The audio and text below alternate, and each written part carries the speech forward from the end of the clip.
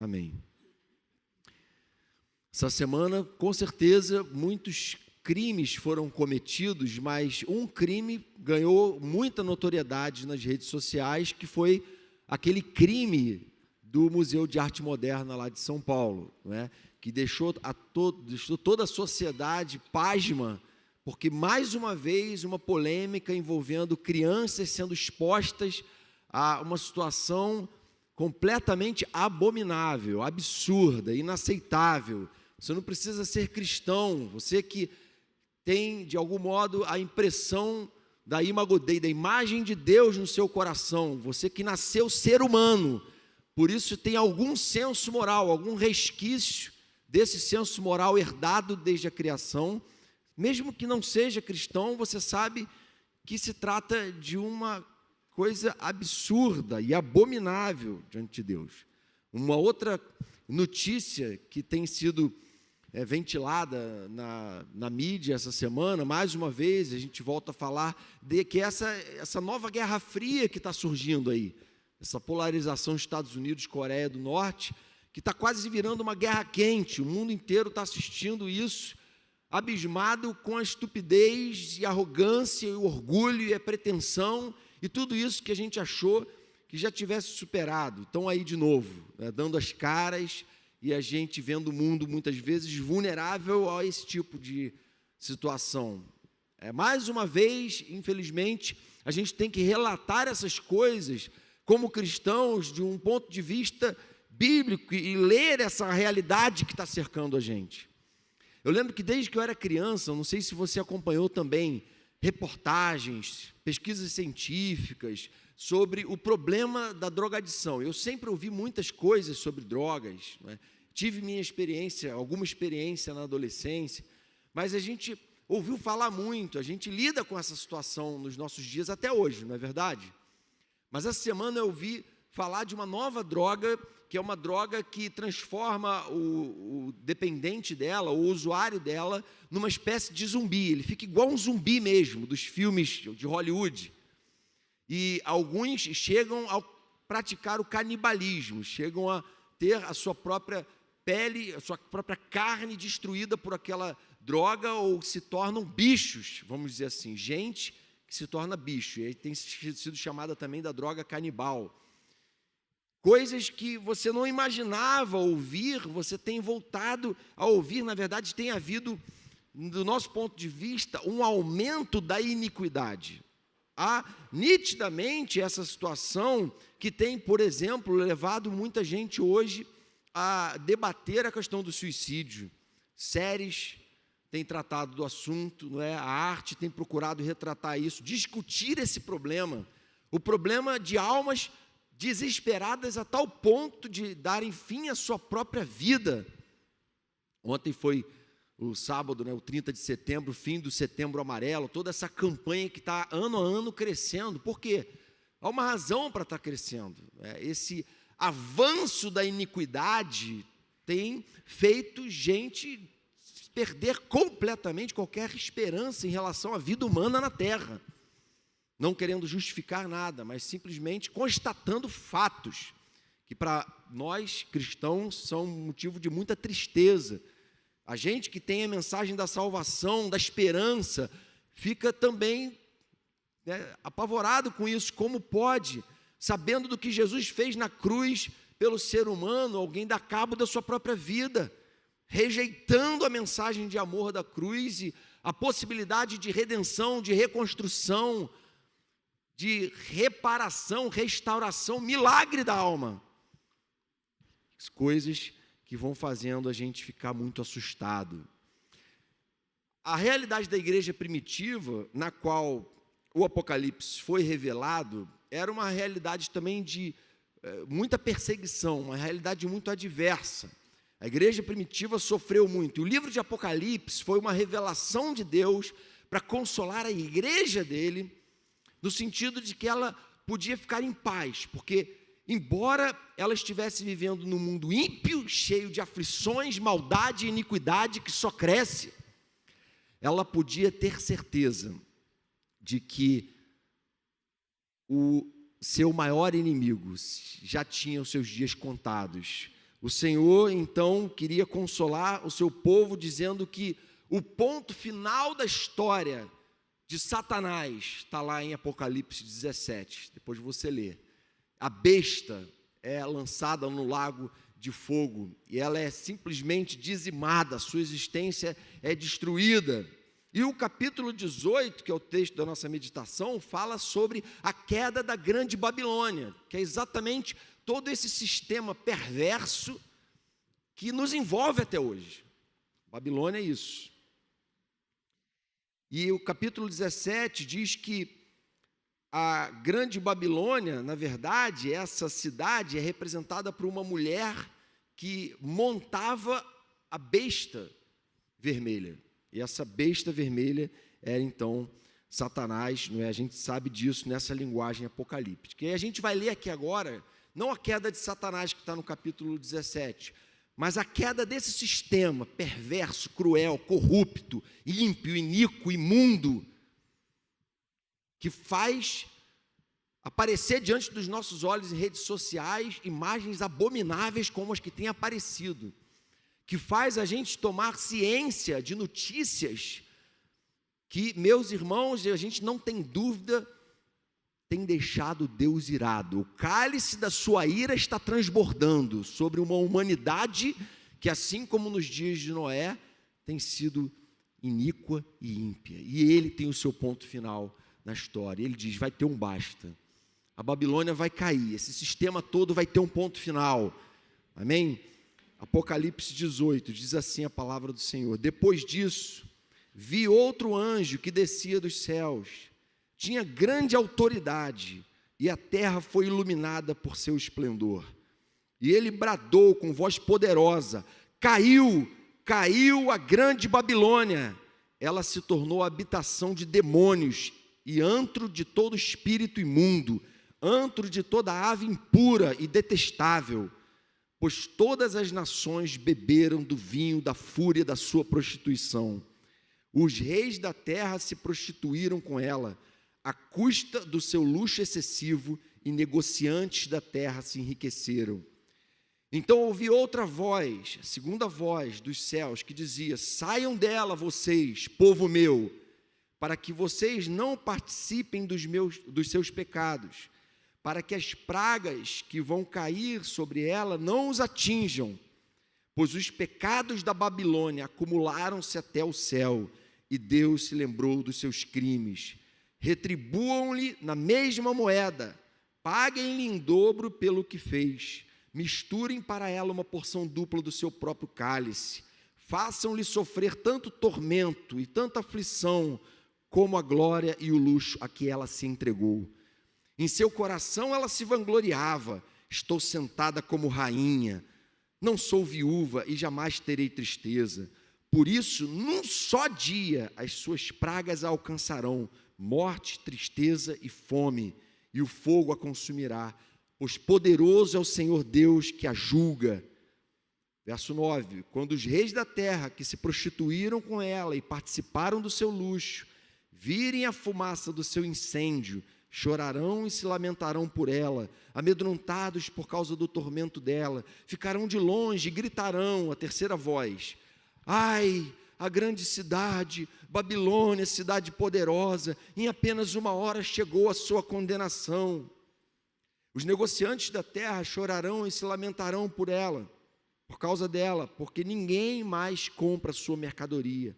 Artigos como ouro, prata, pedras preciosas e pérolas, linho fino, púrpura, seda e tecido vermelho, todo tipo de madeira de cedro e peças de marfim, madeira preciosa, bronze, ferro e mármore, canela e outras especiarias, incenso, mirra e perfumes, vinho e azeite de oliva, farinha fina e trigo, bois e ovelhas, cavalos e carruagens, e corpos e almas de seres humanos. Eles dirão, foram-se as frutas que tanto lhe apeteciam, todas as suas riquezas e todo o seu esplendor se desvaneceram, nunca mais serão recuperados. Os negociantes dessas coisas que enriqueciam à custa dela, ficarão de longe, amedrontados com o tormento dela, e chorarão e se lamentarão, gritando, ai, a grande cidade, vestida de linho fino, de roupas de púrpura e vestes vermelhas, adornada de ouro, pedras preciosas e pérolas. Em apenas 1 hora, tamanha riqueza foi arruinada. Todos os pilotos, todos os passageiros, os marinheiros dos navios e todos os que ganham a vida no mar ficarão de longe. Ao verem a fumaça do incêndio dela, exclamarão: que outra cidade jamais se igualou a esta grande cidade? Lançarão pó sobre a cabeça e lamentarão, e lamentando-se, chorando, gritarão: ai, a grande cidade, graças à sua riqueza, nela prosperaram todos os que tinham navios no mar. Em apenas 1 hora, ela ficou em ruínas.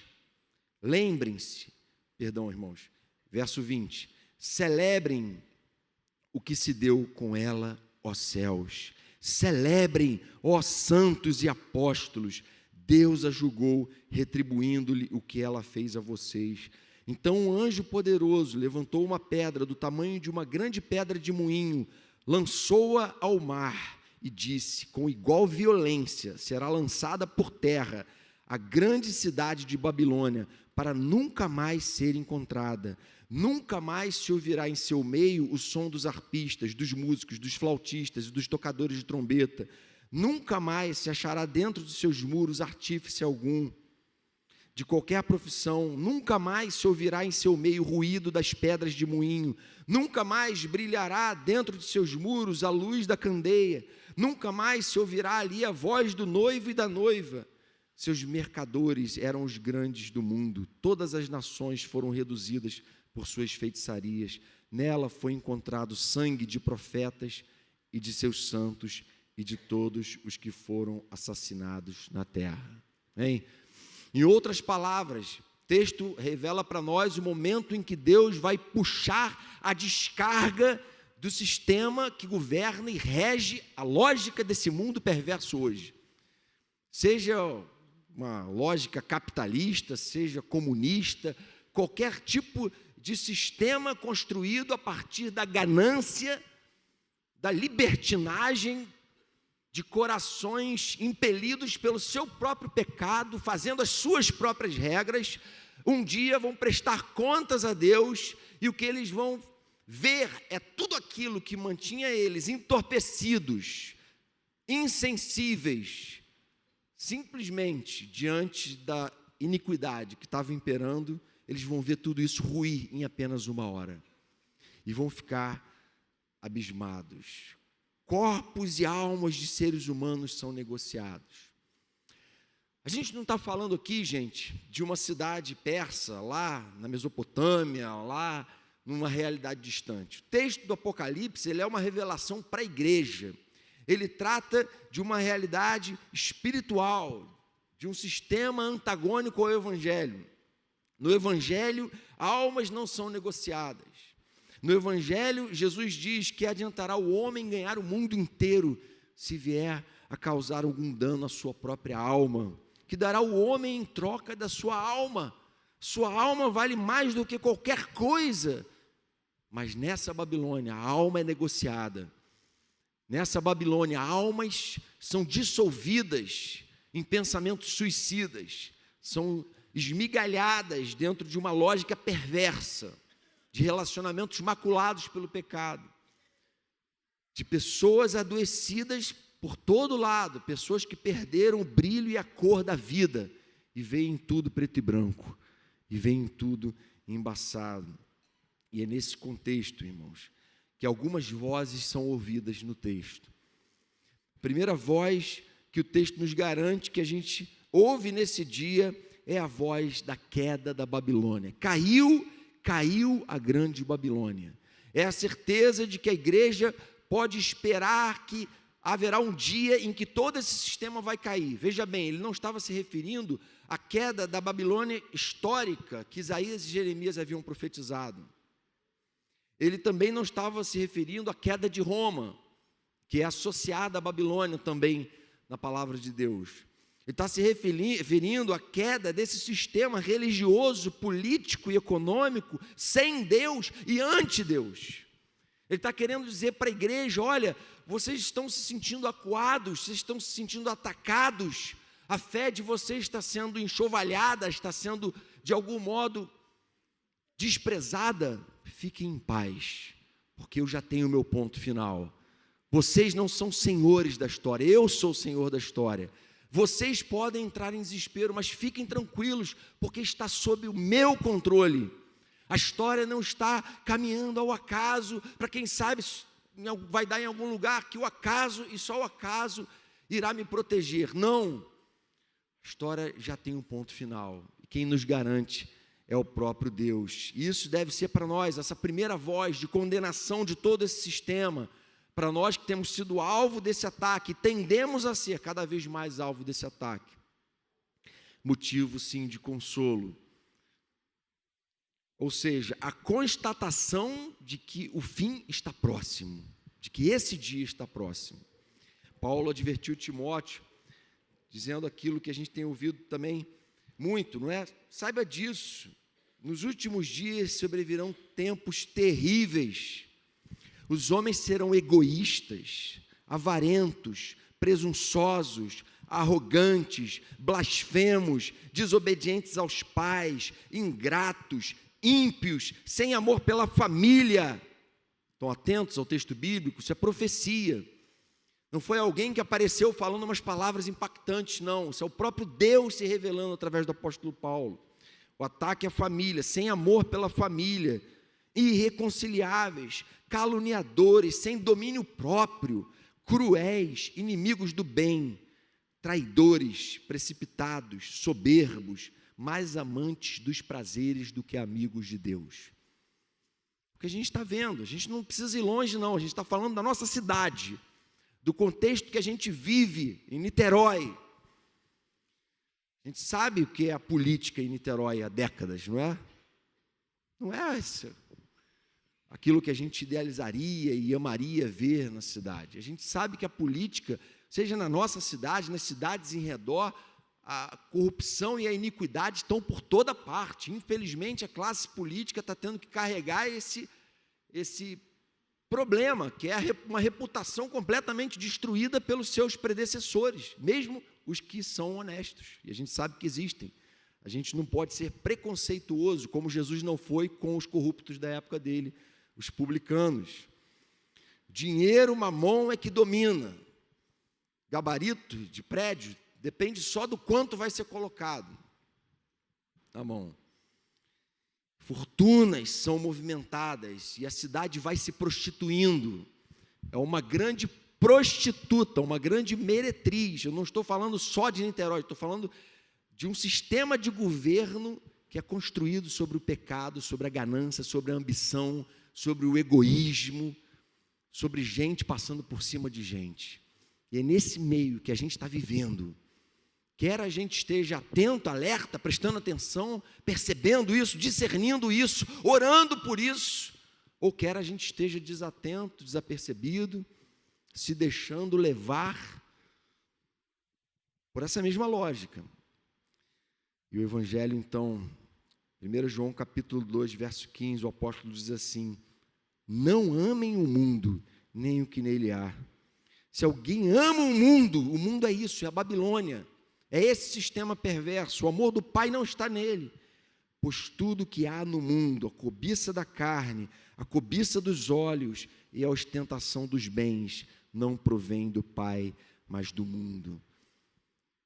Gente, nós não somos chamados a ser comprometidos com a cosmovisão dos nossos amigos. Você não vai conquistar os seus amigos para Jesus concordando e comungando com aquilo que eles fazem, sendo de algum modo complacente, sendo de algum modo transigente com aquilo. O Evangelho nos convida a não amar esse mundo, a não nos apegar a ele, nos convida a entender valores que Jesus encarnou, que são antagônicos a tudo isso, a toda essa Babilônia. Às vezes há crentes que entram em crise existencial. Como é que pode? Eu sou cristão e estou passando aperto financeiro. Eu sou cristão e começo a entrar numa série de crises existenciais por não ter entendido o que é ser cristão. Ser cristão não é ter tudo que quer, porque é filho do rei. Ser cristão é ser pleno e feliz, e grato e contente, apesar do quanto se tem, apesar do que se conquistou, porque o próprio Deus é quem nos preenche. E o Senhor fala, essa primeira voz vai ser ouvida, a Babilônia vai cair. A segunda voz que o texto fala para nós é a voz da separação. Deus nos chama a ser santos como Ele é santo. Uma igreja composta por gente que não está buscando ansiosamente por uma vida santa, não tem propósito em existir. A igreja, para ter propósito em existir, ela precisa ser um grupo de gente que está perseguindo vida santa. Por quê? Porque Deus falou, sejam santos porque eu sou santo.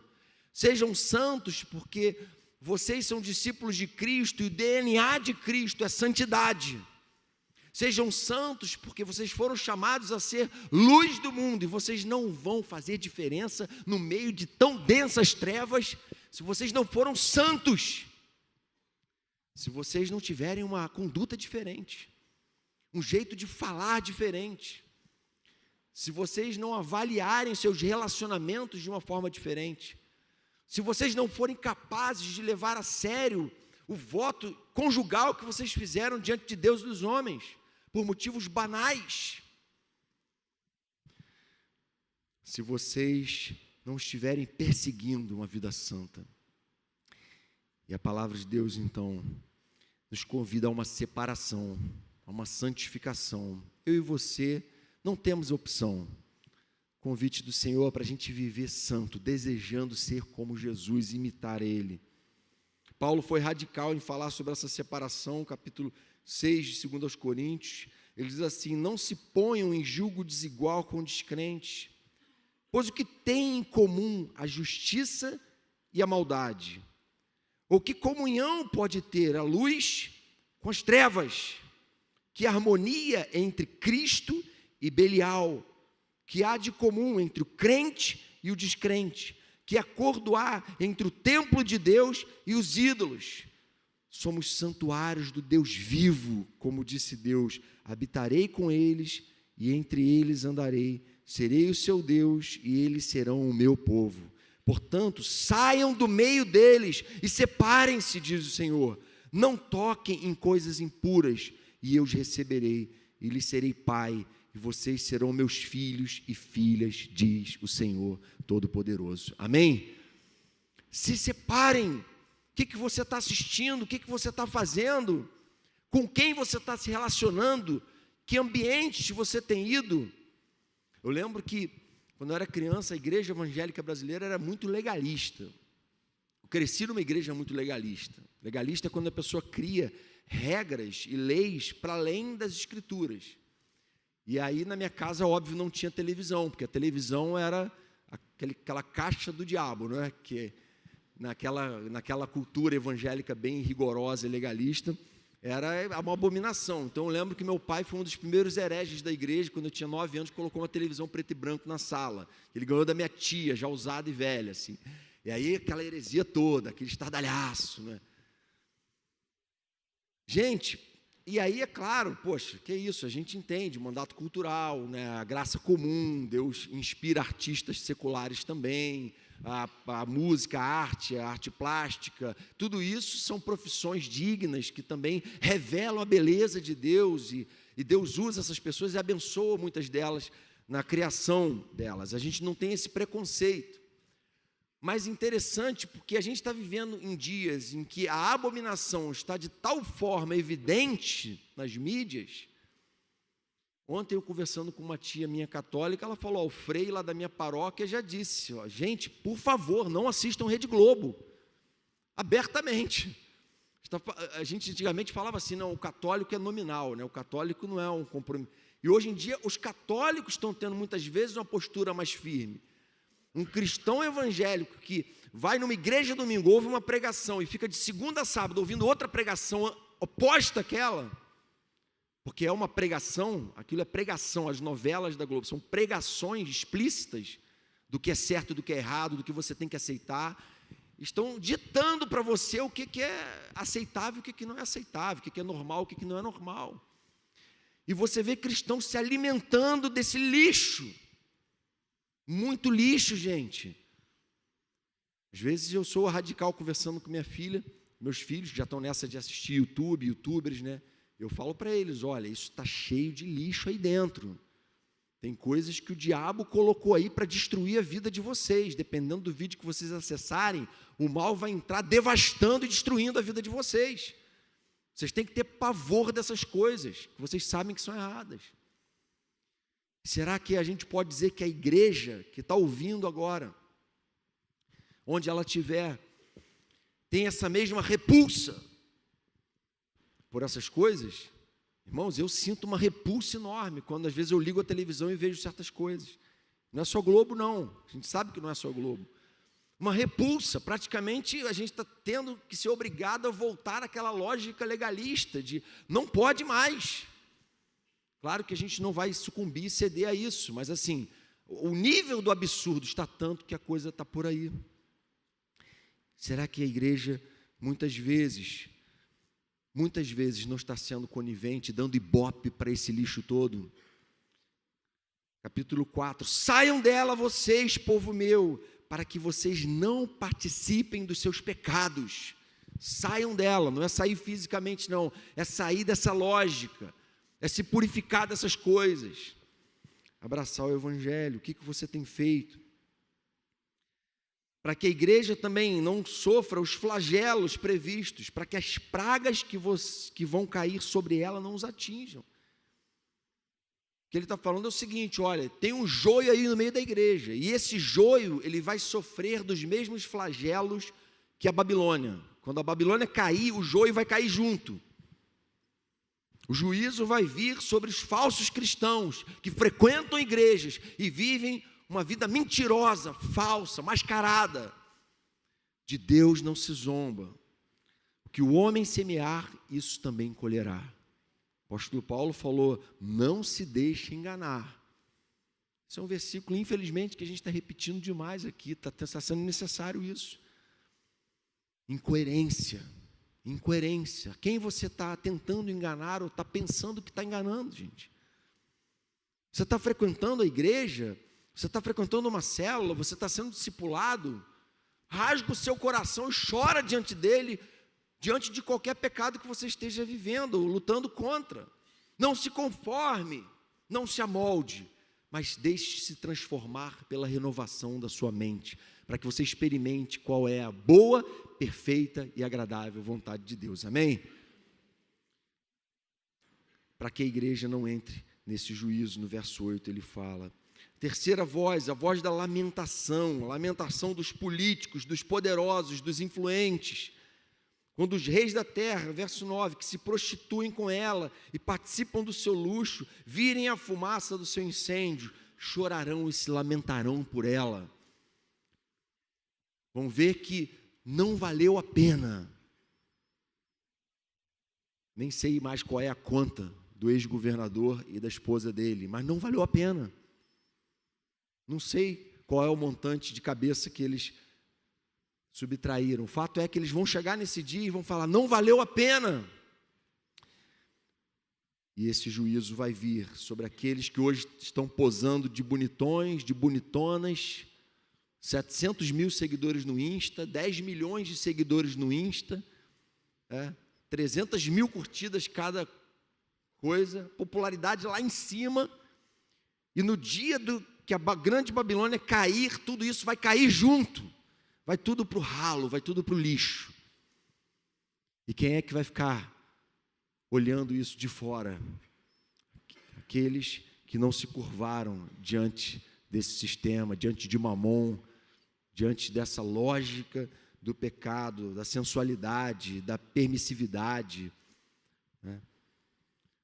Lamento dos mercadores, segundo lamento, os negociantes da terra, verso 11, chorarão e se lamentarão por causa dela. O dinheiro não vale nada, Mamon era um Deus falso. Mamon é só mais uma das máscaras que Satanás usa para manter as pessoas ali escravas e mercadejar corpos e almas dos seres humanos.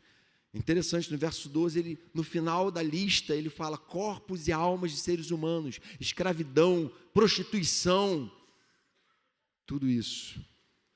Agora, por fim, graças a Deus, irmãos, a última voz que vai ser ouvida. Olha aqui como Deus é maravilhoso em não nos deixar apenas com esse retrato trágico, mas além de nos convidar e nos convocar a uma separação, a uma santificação, no verso 20 ele diz assim: celebrem o que se deu com ela, ó céus, celebrem, ó santos, apóstolos e profetas, Deus a julgou, retribuindo-lhe o que ela fez a vocês.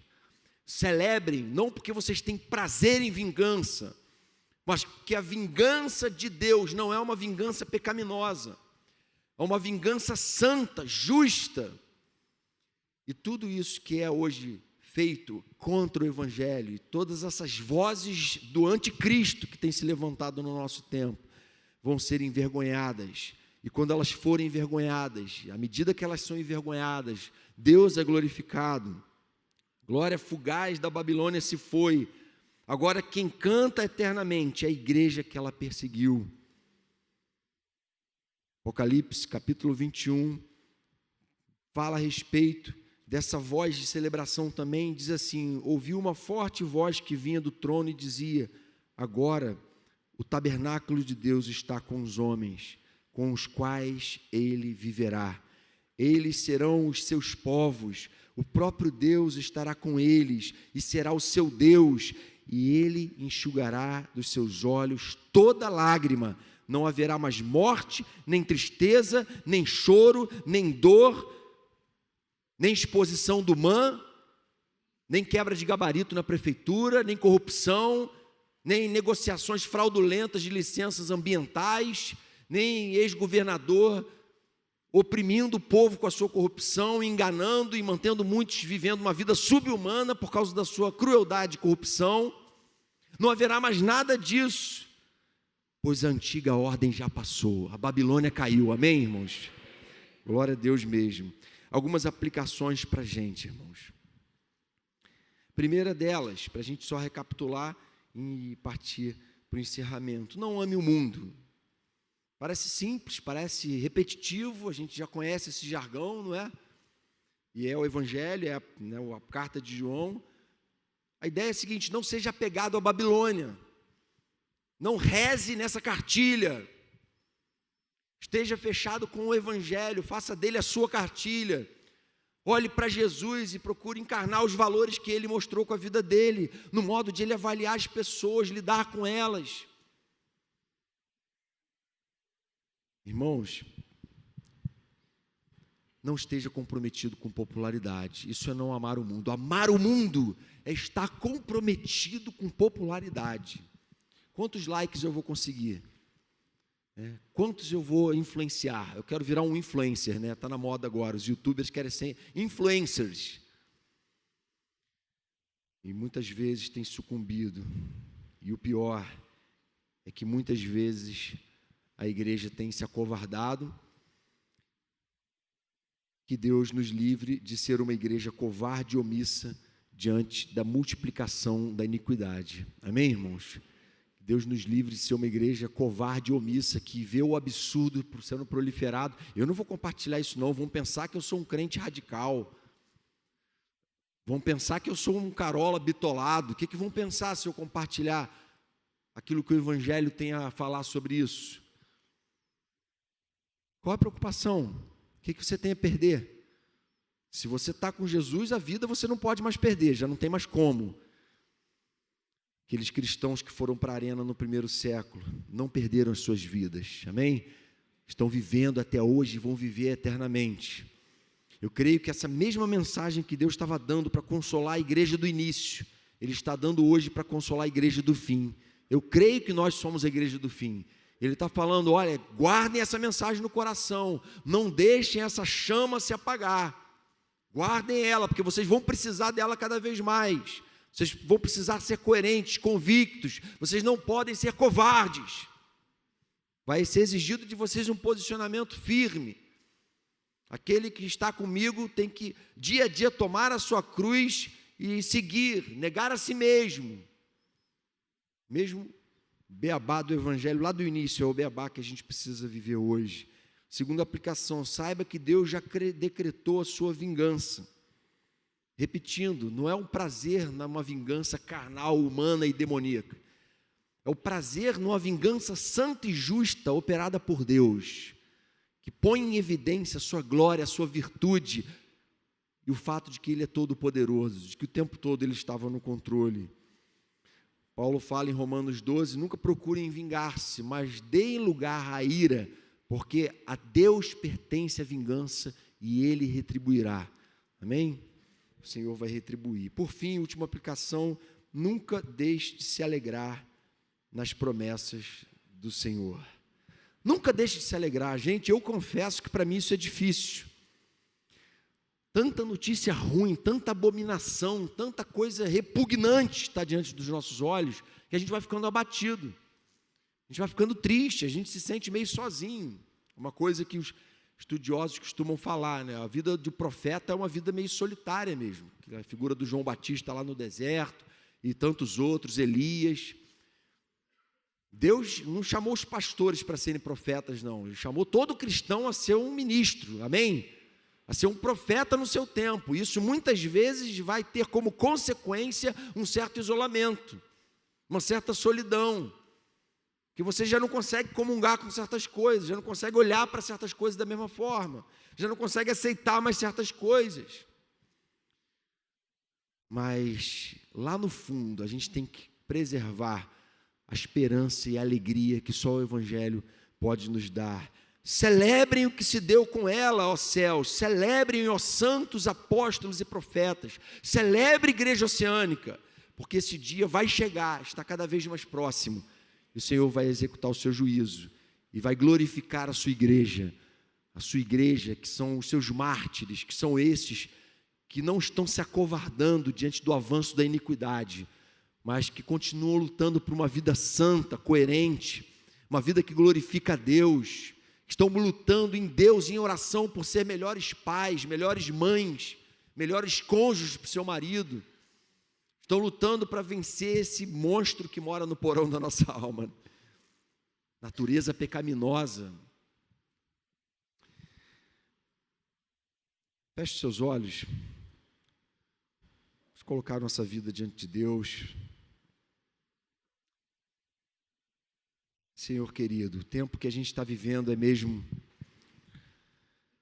um tempo em que temos todas as razões do mundo para nos lamentar, para chorar, para nos entristecer, porque a verdade do Teu Evangelho, a beleza da vida humana, como ela foi criada para ser, tem sido maculada, tem sido atacada, ofendida.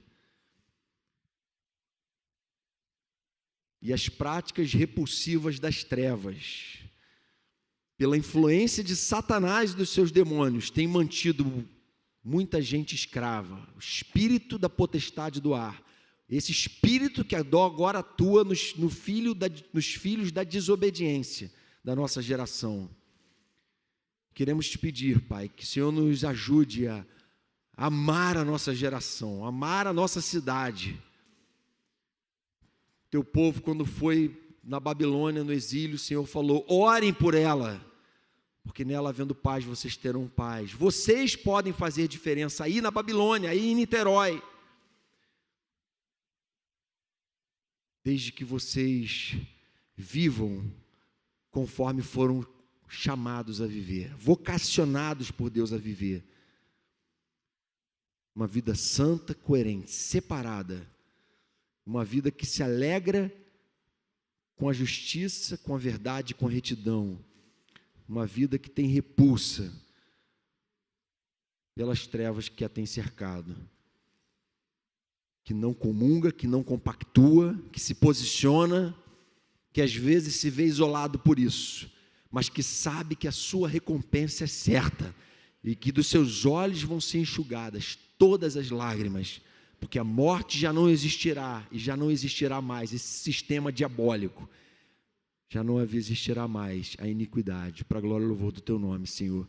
Sustenta a Tua igreja, sustenta cada um de nós, Pai, inunda o nosso coração com a esperança que só o Teu Evangelho pode nos dar. Em Teu nome, Jesus. Amém. Irmãos,